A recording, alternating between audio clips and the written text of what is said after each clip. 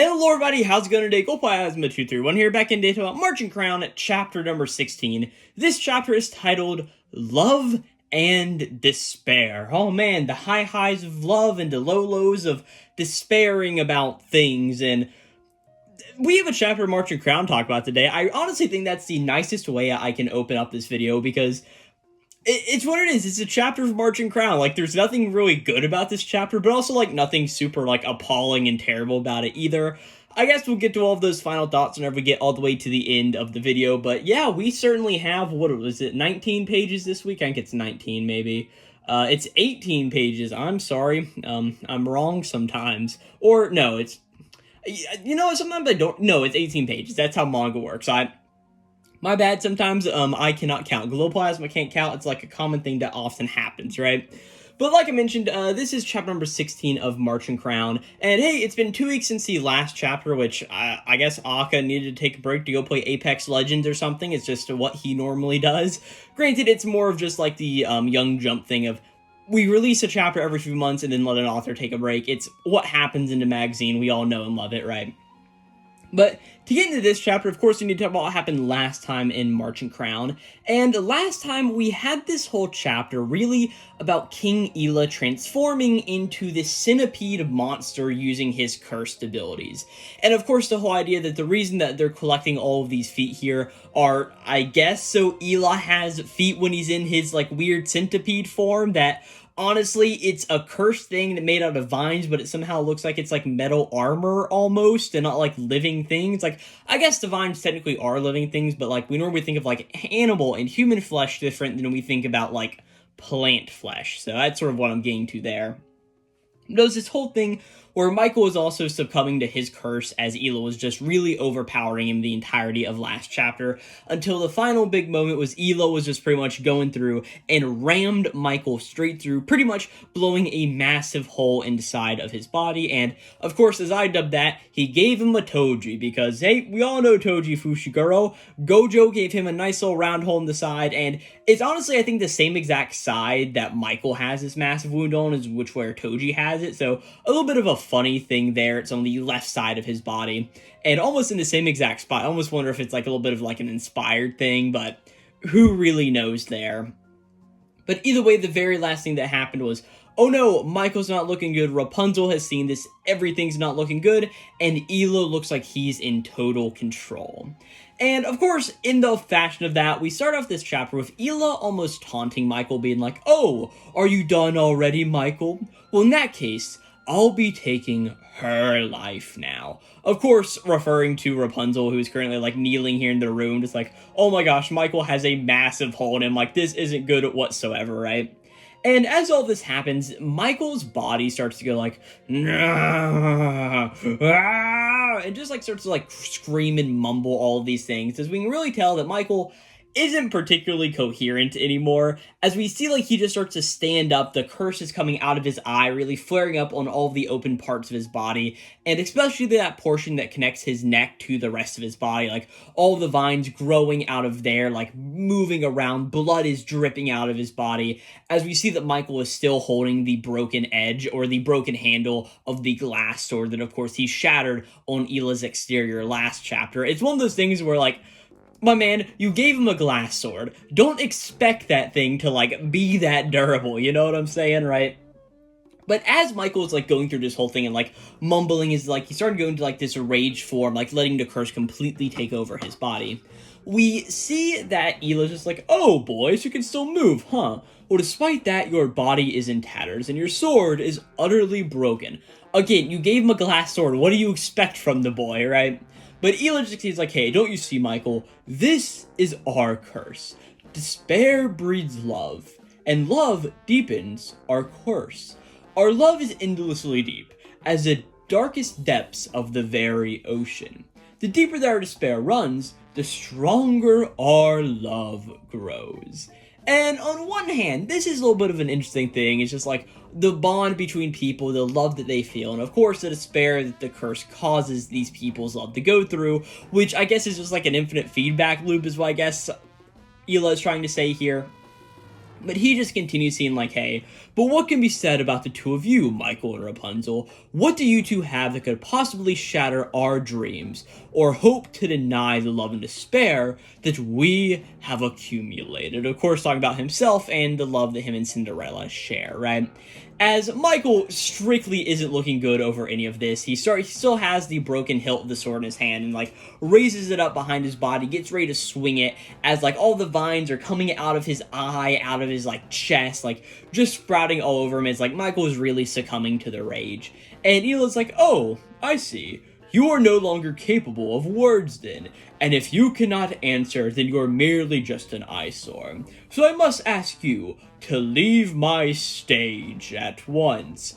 Oh, is this like a fairy tale performative play? I didn't know that, right? But we see that Ilya, of course, starts to go into his whole centipede form more, and like instead of like almost like arching himself up and overlooking the whole situation, he climbs on the ground and starts to like crawl and like slither and like wither his way or writhe his way, as we see the sound effects say. It's writhe. As he starts to move his way towards Michael, he just goes through, and of course all of his mandibles and everything go through and just capture Michael. And yeah, it does a really good job of helping him split in two even more, right? Of course, like, his body's now big and wounded, and Ilya just, like, dodges out of the way as he starts to move around. But, of course, Michael's body is still active, and, like, Michael's eyes go around to see this whole situation, and his mouth just, like, opens up. It almost looks like he's growing fangs here in the moment, as he just comes through, and his mouth opens up and goes towards, and it looks like it's getting ready to bite King Ilya.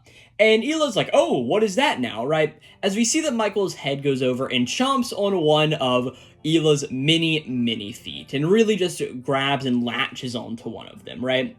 And Ilya's like, oh, look at that, an admirable display of persistence. However, persistence itself is not enough. As we see, of course, he has two ends to his body, and of course, while there may be all the mandibles and all that stuff on his face, on his tail, we see there's like almost these like two little bony claw things, and these two come around and pierce Michael through again here in the moment, as like they sort of like go back and hold Michael back, as the rest of Ilya's body just sort of like starts moving and sort of like just moving farther away from the back wherever he's now captured Michael. And of course, Michael's body is sort of like pierced on these back to like tendrils or whatever you want to call them. Of course, but Michael's head is still bitten onto Ilya's foot, right? And he's like, oh, I've got you now. And eventually, this makes Michael, like, whenever his neck stretches enough, it sort of makes Michael, like, have to let go, as Ilya comes over and uses his two mandibles at the very front of himself to go through and, like, pinch Michael's head here in the moment, right? As Ilya's like, oh, there is no escape. Oh, let's see. How much can you withstand? As we see that now his goal is to pull Michael's head apart from his body here in the moment, right? As Michael's body's like all like tendrilled around here and like caught in like this grip almost, and his body's being pulled one way and Ilya is pulling his head the other way, twisting it as it goes, really just trying to shatter these bonds here in the moment, right? And as all this is happening, we see Michael's head is just screaming here in the moment, and Rapunzel, of course, is on the ground, not wanting to do with any of this. She's like, oh, no, like, stop it, don't do any of this, right? And in the background, we see that, like, Lafina's like, oh my gosh, what's going on here? As we see just all of these vines start to, like, tear, sever, and rip themselves apart, as we see that then Ilya is successful, as he goes through and rips Michael's head away from his body here in the moment. And I really do like the framing of the second panel on page number 12, as we just see these two ends of the vines, like each being severed from each other, and just Rapunzel's face focused on here in a moment. And she's like, oh my gosh, like, what am I seeing here right now? And of course, like, she's got her wounded foot and all that various stuff still. As Ilya drops Michael's head on the ground, and it lands straight in front of Rapunzel, and the head just rolls over in front of her, facing up, and Rapunzel just has this moment to look Michael in the face, and she's like, no, like Michael, right? As we also see his body all tattered and beaten up in the background, and the vines aren't moving towards each other. They're completely severed here in the moment, and Rapunzel's like, oh no, like the brindles aren't extending like they did before, like this isn't good. And we see that she looks back to Lafina trying to get like some moral support or something like that. And Lafina just like turns her head away and like closes her eyes, And Rapunzel just sees this, and like she is heartbroken, tears are streaming out of her face, and she just like crawls herself up to where Michael is. And we see she's like, Michael, like, oh, Michael. And she grabs his head, pulls it up, and starts just to hug it in her arms against her chest. As we just see that she's doing this, embracing him here in the moment.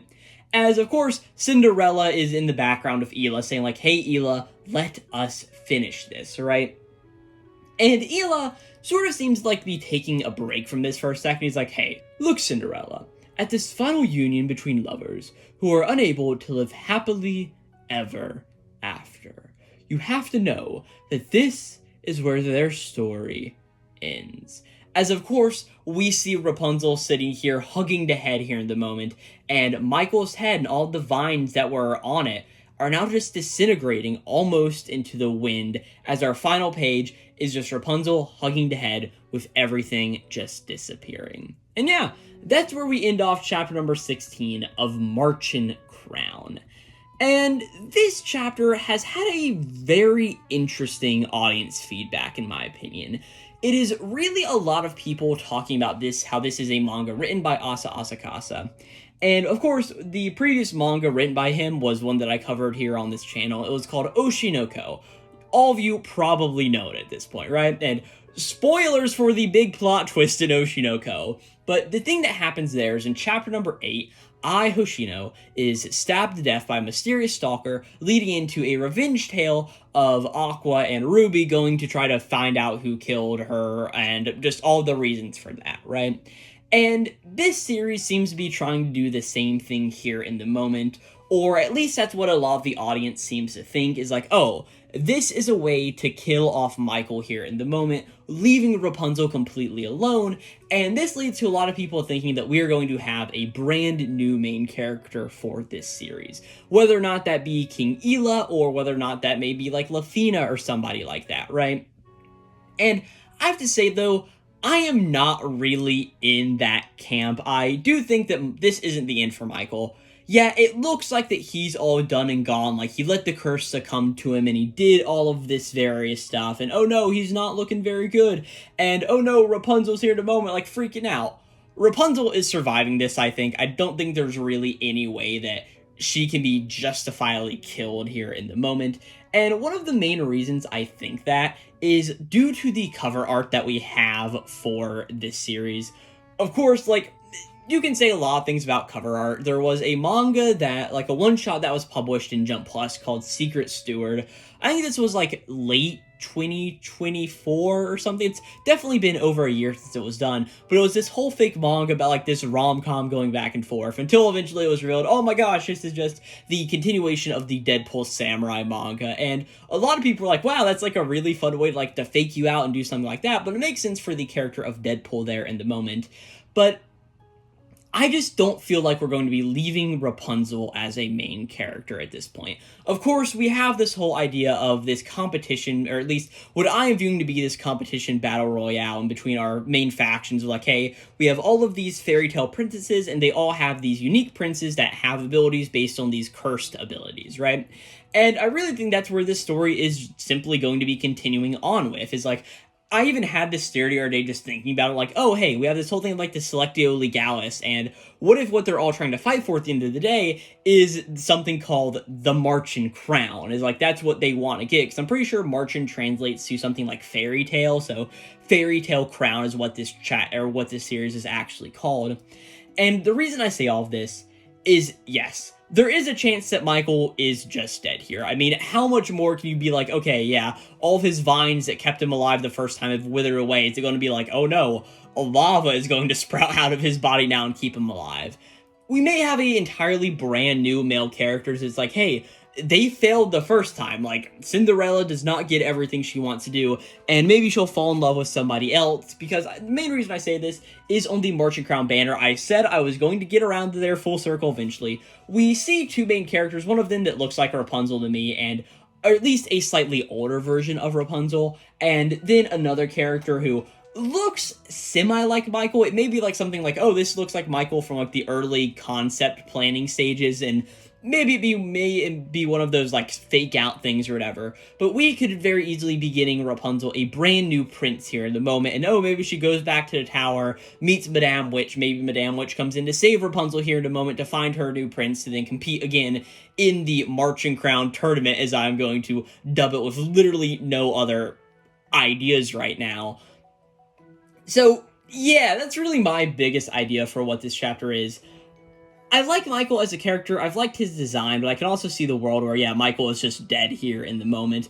I really don't think that's the case, though, but I have to say, if anything, I am happy to see that Ilya ended up winning here. This would be a very good way, in my opinion, because a lot of people have also been saying that they just, like, strictly don't care about this series. Like, the death of Michael here in the moment doesn't make that much emotional response like we do for I and all that various stuff. And I don't think it's necessarily supposed to. Like, being that we're focusing on Cinderella as the main character, I think that works pretty well. It's like, oh, hey, Michael actually dies here in a moment. Maybe the Madame Witch comes in to save Rapunzel, takes her back to the castle, and just says, like, hey, you're going to stay here, and explain, like, hey, there's this whole thing, we're trying to win, and you can be happily ever after, and bring in another main character, or another main male character, and they'll be pretty much your replacement for Michael, and then have a big first arc about, like, maybe him training, doing all these things with a cursed power, or maybe Rapunzel's guy isn't cursed, and he's got to fight all of these cursed people, and the first big antagonist can go through and be getting back at King Ilya here for killing Michael to begin with, and killing Rapunzel's first love, when she now has a new one, but it still lets her let go and love this new person a bit more, maybe.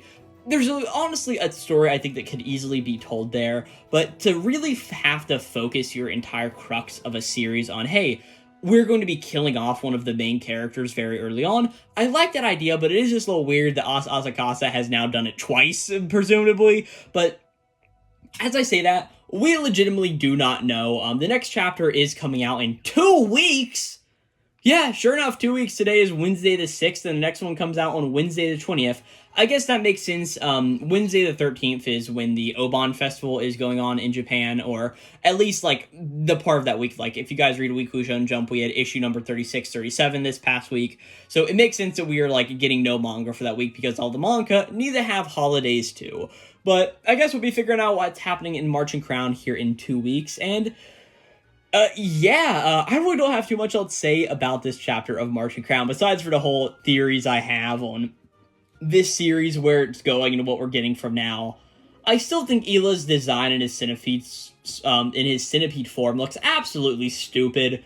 But I guess we'll just see where we go next time from here. But yeah, if you guys did enjoy this video on Märchen Crown at chapter number 16, well, you guys are in luck, because I've covered every other series of the Märchen Crown manga here on this YouTube channel that you're currently viewing. So go and check out all of those videos. There'll be a playlist in the description box on this video, along on the end card of this video as well. So go check out all of those things there. And yeah, I guess I'll be checking you guys out, or joining you guys again here in 14 days, 2 weeks away, for chapter number 17 of this series. And one more thing, to all of the people out there who are saying this manga is getting axed, it's not getting axed. Have you guys seen how many series that Asakasa has pinned? Granted, I think he just had like one series that was like 4 volumes long or something, but even still, that's like 30-something chapters. This series, we're not done with it yet, no matter what you may think of it, if you're a big diehard fan of it, or you're like, yeah, this series sort of blows. Also, this series gets, like, crazy numbers on Manga Plus, like, just going ahead and looking at the updates feature. This chapter so far, after being out for, like, 7 hours or something like that, has 62,000 views. This series isn't going anywhere. So yeah, with that, I'll catch you guys next time for Märchen Crown, chapter number 17, and until then, I'll catch you guys next time. This will be Glowplasma, signing out.